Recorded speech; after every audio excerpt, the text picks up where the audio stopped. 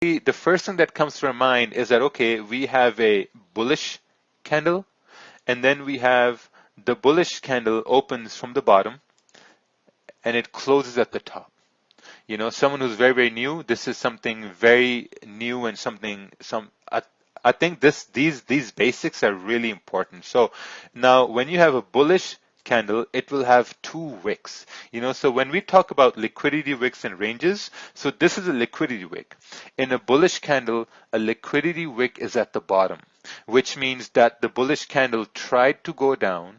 Let's say it tried to go down, it formed a liquidity wick, which means it grabbed some liquidity or it grabbed some fuel to continue moving up, and then it created a range at the bottom. So whenever a bullish candle is creating a range at the bottom, a range at the top, this means that, okay, now there's a very high chance for the next candle to continue moving bullish, which is why we break down the candles into liquidity wicks and ranges. Next, we have your bearish candle, right? Now, the bearish candle opens at the top and it closes at the bottom. And when we talk about the liquidity wicks and the ranges on bearish candles, we have the range at the bottom because, price is obviously moving down. And then we have the liquidity wick, which is at the top. So whenever you talk about liquidity wicks, these are what liquidity wicks are. Liquidity wicks are basically movements of candles in the opposite direction. That's what liquidity wicks are. I have a little story to tell. My good friend, he started trading in the 1990s. This is a very long time ago. So what they used to do was they used to get prices. They used to get prices every 15 minutes. So now, check this out, right? Just like visualize this. So you're there sitting at the screen, you're getting prices every 15 minutes. So let's say that he would get a price, let's say once he get a price and the price would be at, let me just remove this. And the price he would get would be at 100, right? He would get price at 100. And he would write this down, okay, I got a price at 100. And they would have this math paper, that those papers like with boxes on them. So that's what they would have, like grid papers. So he would get a price at 100. And in that 15 minutes or in that 1 hour time frame, he would get a closing price. So he would get an open price at 100, a closing price he would get at 150. Now you have two prices. Now in those two prices, what he would also get is the lowest price. So the lowest price he would get would be 80. And the highest price he would get would be, let's say, 200. So when this would used to happen, they would draw a candle. Does this make sense? Right? So they would wait an hour. They would get an open price. Okay, we got an open price at 100, a closing at 150, a low at 80, and a high at 200. So they would wait. They would wait a couple of hours or a couple of days to draw candles. They were drawing candles this way and they were really waiting. They were looking at patterns and they were really waiting to see that, okay, what are the candles saying based on the fact that, okay, where can the next price go? Or where can the next candle form? This was the basics how candles were formed, because you would just sit and you just wait for the prices to come in. You would draw candles, you would wait a whole day, and then you would have history. Right? Then you would have history on the charts. And once you had that history on the charts, then you could say, okay, based on the 2 days of me drawing candles, now I can finally take a trade. Right? But now when we have our platforms, we have CTrader, we have our MetaTrader, it's really easy. It's really easy to take a trade. It's really easy to execute a trade. And I think these systems are meant for us to fail, because when you have your systems on, now you can execute trades within a few seconds. Within a few seconds, you can put money at risk.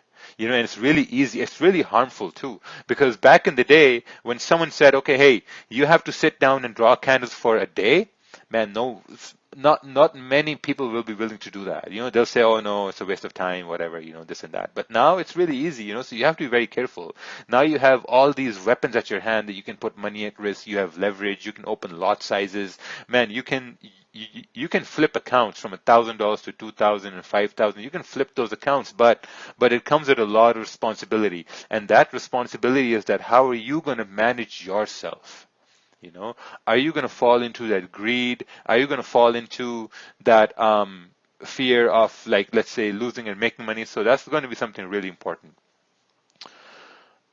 We have Nathan that is unmuted. Nathan, can you mute yourself? As I'm going to really appreciate that. And also Brian Miller there as well.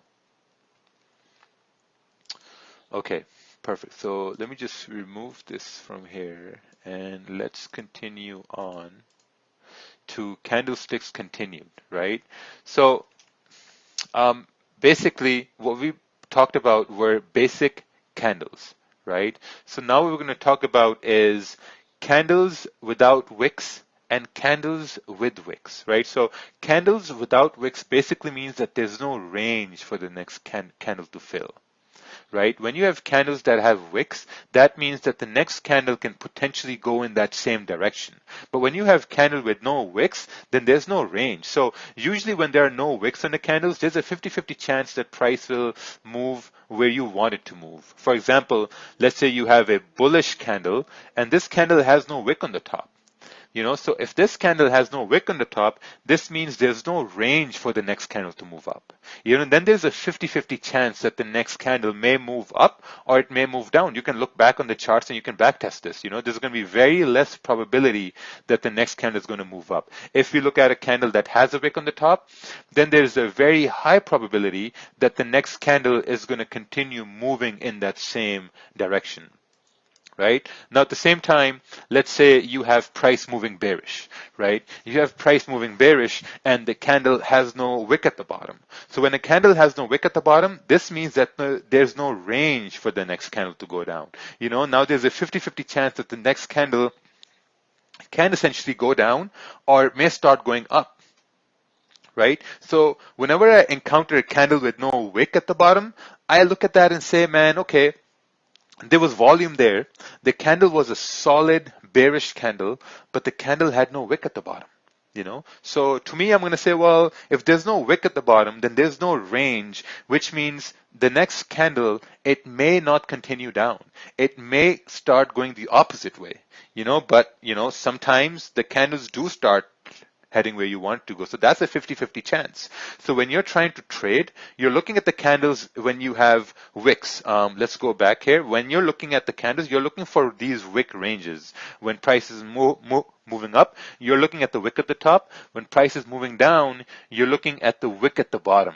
Because when you have wicks, this means there's a very high probability that that price will continue moving in that direction.